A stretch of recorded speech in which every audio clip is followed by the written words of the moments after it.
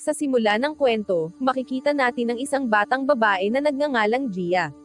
Nakatira siya kasama ang kanyang ama na si Lee. Pumanaw ang ina ni Gia maraming taon na ang nakalipas, at mula noon, si Lee na lamang ang nagpalaki kay Gia. Mahal na mahal niya ang kanyang anak. Gaya ng karaniwang araw, naghahanda si Gia para pumasok sa eskwela. Matapos mag-almusal, hinatid siya ni Lee sa paaralan at pinaalalahanan siyang mag-aral ng mabuti para magkaroon ng mataas na marka. Ibinahagi ni Gia ang kanyang kagustuhan na magkaroon ng aso, ipinaliwanag niya na lahat ng kanyang kaibigan ay meron. Tumugon si Lee na iba ang kanilang sitwasyon. Ipinaalala niya na ang isang aso ay kailangang alagaan at ilakad araw-araw. Iginiit ni Gia na kung bibilhan siya ng aso, siya mismo ang mag-aalaga nito. Pagkatapos, pinag-isipan ito ni Lee at sa huli ay pumayag din. Matapos ihatid si Gia sa paaralan, pumasok si Lee sa trabaho. Pagkatapos ng klase, naglaro si Gia kasama ang kanyang mga kaibigan at hindi napansin ang oras na gabi na pala. Samantala, abala si Lee sa kanyang trabaho. Nagtatrabaho siya sa isang kumpanyang pangkonstruksyon kung saan ginugugol niya ang kanyang araw sa paggawa at pagbuo ng mga bagay. Nagpadala ng mensahe si Lee kay Gia, pinaalalahanan siyang umuwi agad dahil paparating ang ulan. Nang mabasa ang mensahe, agad na tumakbo si Gia mula sa palaruan kung saan siya naglalaro kasama ang kanyang mga kaibigan. Inihatid siya ng mga ito hanggang sa istasyon ng tren, ngunit nang makarating sila roon, nagpaalam sila at iniwan siyang umuwi ng mag-isa. Sumakay si Gia sa metro at nag-enjoy sa biyahe, nakakaramdam ng halo-halong saya at kalayaan. Pagkababa niya, nagsimula siyang maglakad pa uwi. Ngunit biglang dumilim ang kalangitan at bumuhos ang malakas na ulan. Nabuo ang mga tubig sa kalsada, kaya hinigpitan ni Gia ang suot niyang jacket upang manatiling tuyo at mainit. Samantala, natapos na ni Lee ang kanyang trabaho sa araw na iyon. Iniisip niyang nasa bahay na si Gia, dumiretso siya sa kwarto nito, umaasang nandoon ang anak niya. Ngunit pagpasok niya, walang tao. Nabahala siya at nagsimulang halugugin ang buong bahay habang tinatawag ang pangalan ng anak, ngunit wala itong bakas. Tinawagan niya si Gia sa cellphone, pero diretso itong napunta sa voicemail. Kinabahan siya, kaya nagpa siyang tawagan ang mga kaibigan ni Gia. Sinabi nila sa kanya na iniwan nila si Gia sa istasyon ng tren. Dahil dito, bumilis ang tibok ng puso ni Lee sa labis na pag-aalala. Agad siyang nagtungo sa istasyon, pinagmamasdan ang paligid kung may bakas ng kanyang anak, at paulit-ulit na tinatawag ang pangalan nito sa gitna ng kanyang pagkataranta. Habang lumilipid ang mga oras, lalo pang dumidilim ang sitwasyon. Kinabukasan, may mga taong nakapansin ng kakaiba sa ilog, isang bangkay ang palutang-lutang sa tubig. Dumating si Officer June at ang kanyang kasamahan upang magsiyasat. Habang papalapit sila, napagtanto ni June na ang bangkay ay si Gia, nakabalot sa plastik. Labis siyang nanlumo habang sinusuri ang lugar, napagtanto na ang katawan ay nasa tubig nang hindi bababa sa 34 na oras. Inutusan niya ang kanyang mga tauhan na suriin ang mga ulat ng nawawalang tao upang makakalap ng karagdagang impormasyon. Makalipas ang ilang sandali, tinawagan ni June si Lee upang pumunta sa ospital. Pagdating ni Lee at makita ang walang buhay na katawan ng kanyang anak, bumuhos ang kanyang mga luha. Hindi siya makapaniwala na ang masiglang batang babae na kahapon lamang ay kapiling niyang nagtatawanan at nagmamahalan ay wala na magpakailanman. Binalot ng matinding dalamhati, niyakap niya ang kanyang anak habang humahagulgol ng walang tigil. Maingat na tinanong ni June si Lee kung may kasintahan ba si Gia, umaasang makakalap ng mga posibleng pahiwatig sa investigasyon. Umiling si Lee, lubos na naguguluhan at wasak na wasak, hindi maunawaan kung bakit may taong gugustuhing saktan ang kanyang anak. Ang pagkawala ni Gia ay tila hindi kayang tanggapin, at iniwan siya ng walang katapusang mga tanong, binabagabag ng misteryo ng malagim na sinapit ng kanyang anak. Matapos masuri ang katawan ni Gia, isinagawa ang autopsy, at lumabas sa ulat ng forensic ang isang nakakagimbal na katotohanan, 2 tao ang sangkot sa trahedya ni Gia. Nakita ni Officer June ang labis na pagkawasak ni Lee, kaya't nagpasya siyang hindi muna ibahagi ang mga detalye. Alam niyang wasak na si Lee at lubos na nag-iisa sa mundo. Hinain si Lee ng matinding pagkakasala, naniniwalang kung siya mismo ang kumuha kay Gia, sana ay ligtas pa ito. Sinubukan siyang aliwin ng isang kasamang opisyal at tiniyak sa kanya, huwag kang mag-alala, mahahanap namin ang mga salarin.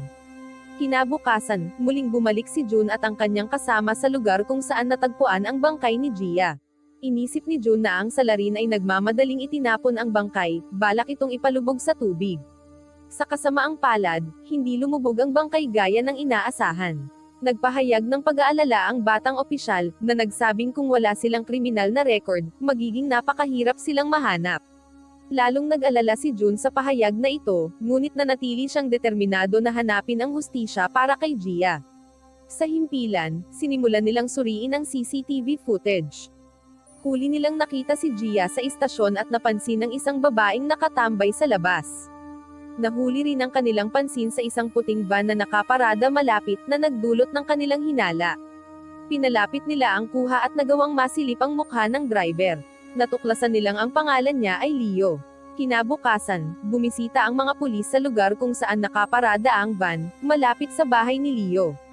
Naabutan nila si Leo sa loob, abalang nililinis ang van. Habang nagsisiyasat, napansin nila ang cellphone ni Gia na nakatago sa loob. Mabilis itong isinilid ni Leo sa kanyang bulsa, na lalong nagdulot ng hinala. Samantala, napagpasyahan ng mga pulis na tanungin ang ama ni Leo tungkol sa van, dahil siya ang may-ari nito at paminsan-minsan ay siya rin ang gumagamit. Habang lalo siyang kinakabahan sa presensya ng mga pulis, nagmamadaling pumasok si Leo sa kanilang bahay at ikinulong ang sarili sa kanyang silid. Bumalik sa kanyang isipan ang gabi nang maglakad mag-isa si Gia. Nakaupo noon sina Leo at ang kanyang mga kaibigang sina Wang at Yu sa kanilang van nang makita nila ito. Dahil sa paghahanap ng katuwaan, naisipan nilang lapitan siya. Lumabas ang tatlo mula sa van at sa ilalim ng dilim ng gabi, biglang sinunggaban si Gia mula sa likuran, dahilan upang mawalan siya ng malay. Isinakay nila ito sa van at dinala sa bahay ni Wang kung saan nila siya inihiga sa kama. Biglang nakatanggap si Leo ng tawag mula sa kanyang ama, na nagsabing ibalik na niya ang van sa bahay. Dahil balisa sa pag-iwan ng kanyang mga kaibigan kasama si Gia, napilitan si Leo na sabihin kina Wang at Yu na uuwi na siya. Sa kaibuturan ng kanyang puso, natatakot siya na baka may gawing masama ang kanyang mga kaibigan kay Gia. Si Wang at Yu ay nangasar sa kanya, pinaalala na dahil siya ang nagmaneho ng sasakyan, siya rin ang madadamay kung may mangyaring masama. Samantala, si Lee ay unti-unting nawawala sa sarili at nilalamon ng matinding kalungkutan matapos mawala ang kanyang anak. Sa kanyang dalamhati, nakasakay siya sa parehong tren sa metro na sinasakyan ni Gia sa huli nitong paglalakbay. Habang nakahiga si Leo, nakita niya sa TV ang isang ulat ng balita na nagsasabing natagpuan ang bangkay ni Gia sa ilog. Nabalot siya ng matinding takot at kaba. Agad siyang nagtungo sa kanyang mga kaibigan upang humingi ng suporta, ngunit malamig nila siyang sinagot. Sinabi nilang kung nabuhay pa si Gia, tiyak na isusumbong sila nito sa pulis. Upang mapanatiling ligtas ang kanilang lihim, pinatay nila ito. Binalaan nila si Leo na manahimik tungkol sa nangyari, at dahil sa galit at konsensya, binugbog pa siya nang ipahiwatig niyang mali ang kanilang ginawa kay Gia. Hindi na niya kinaya ang bigat ng kanyang konsensya kaya nagpa siya si Leo na kumilos. Kinuha niya ang cellphone ni Gia at nagtungo sa ilog kung saan natagpuan ang bangkay nito.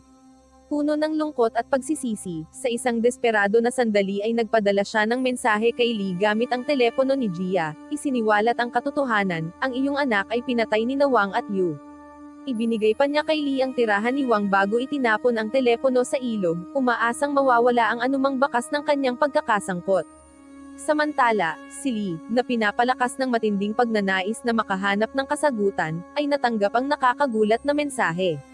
Nang mabigo siyang makakuha ng tugon mula kay Wang sa kanyang mga tawag, nagtungo siya kaagad sa bahay ni Wang upang harapin ito.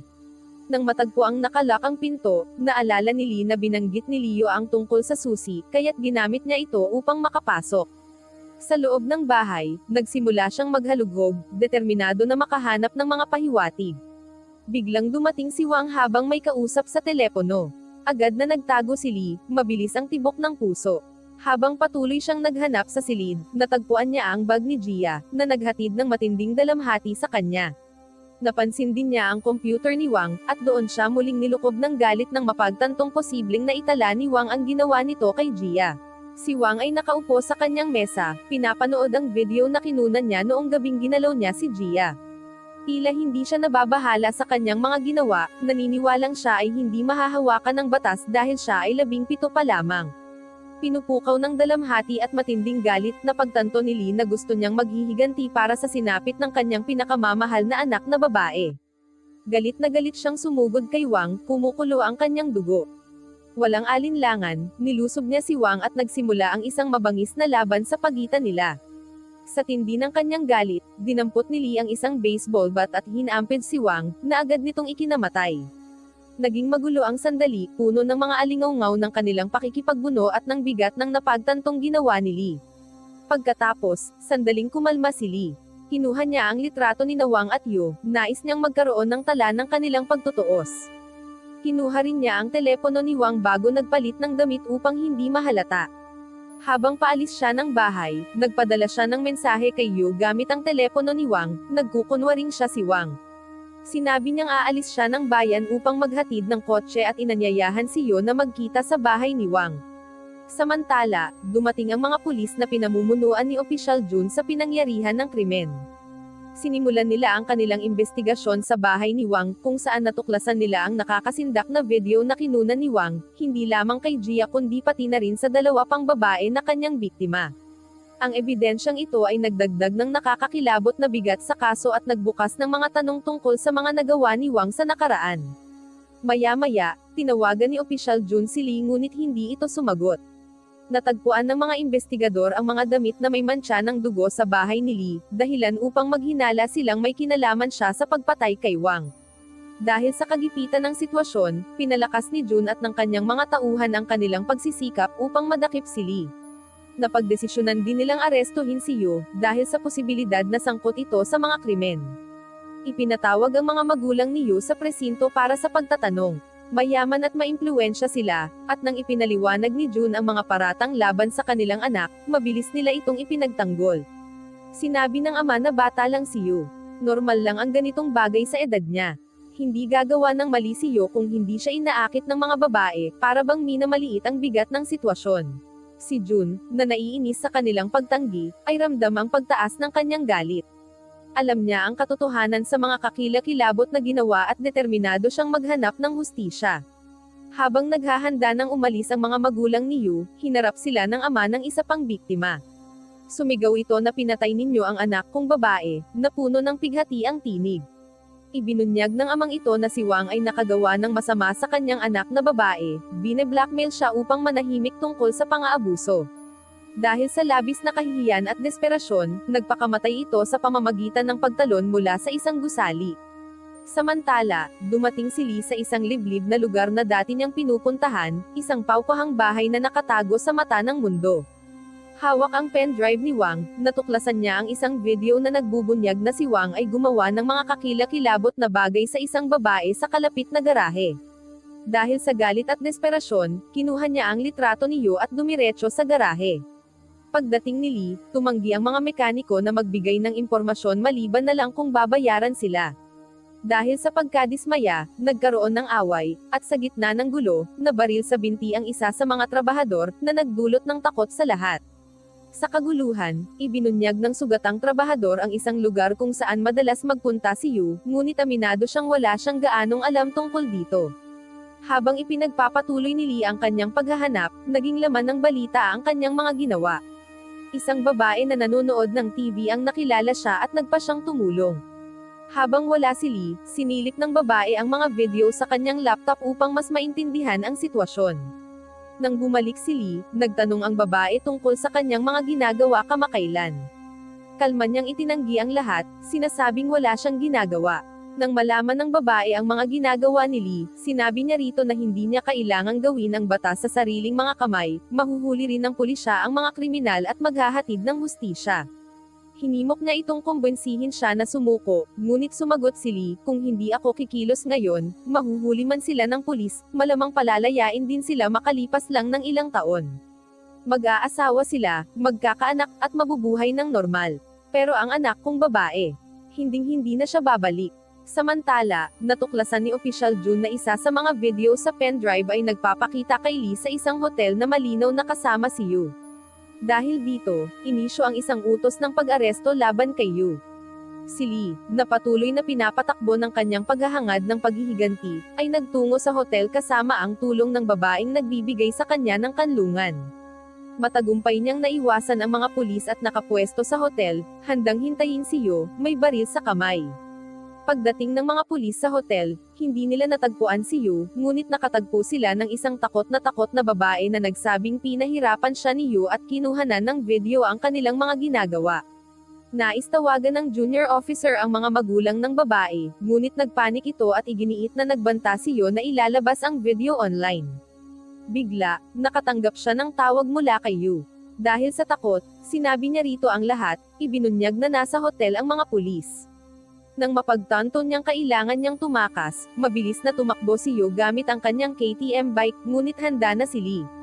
Sa isang desperado na hakbang, itinutok niya ang baril at pinaputukan ang motor, dahilan upang bumangga at tumilapon si Yu sa lupa.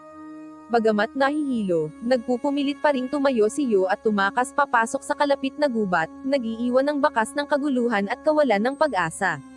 Nakita ni Opisyal Jun si Lee at agad siyang tinangkang habulin. Nang makita ni Lee ang mga pulis, mabilis siyang tumakbo, bumababa ng hagdan habang unti-unting napapagod. Sinigawan ni Jun si Lee na huminto, ngunit nagpatuloy si Lee. Sinabi ni Lee na may ginawa silang karumal-dumal sa anak ko at hindi ko sila pwedeng hayaang makatakas. Naniniwala si Lee na kung hindi siya kikilos, walang magagawa ang batas at ang mga may sala sa pagkamatay ng kanyang anak ay patuloy na mabubuhay habang ang kanyang anak ay wala na. Si Jun, na nahahati sa pagitan ng kanyang tungkulin bilang pulis at ng kanyang pag-unawa sa sakit ni Lee, ay nagpasya na hayaang makaalis ito imbes na barilin. Kalaunan, kinausap ni Jun ang kanyang junior officer tungkol sa isang malungkot na kaso.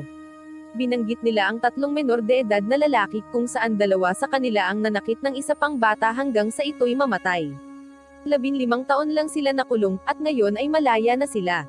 Mabigat ang kasong ito para kay Jun, na nagpapaalala sa kanya kung paanong madalas mabigo ang sistema ng hustisya. Samantala, nakatanggap si Leo ng tawag mula kay Yu, humihingi ng pera at sinasabing magkita sila sa istasyon kinabukasan. Kabado si Leo at sinabi niyang hindi niya ito sinabi sa mga pulis. Hindi nila alam na naroon lamang ang mga pulis, nakikinig sa buong usapan. Kinabukasan, naghihintay si Jun at ang iba pang mga opisyal sa istasyon sa pagdating ni Yu. Naroon din si Lee, nakatago habang may dalang baril, handa para sa paghihiganti. Pagdating ni Leo at iniabot ang pera kay Yu, agad sumugod ang mga pulis upang arestuhin siya. Nakita ni Yu ang panganib at nagsimulang tumakbo.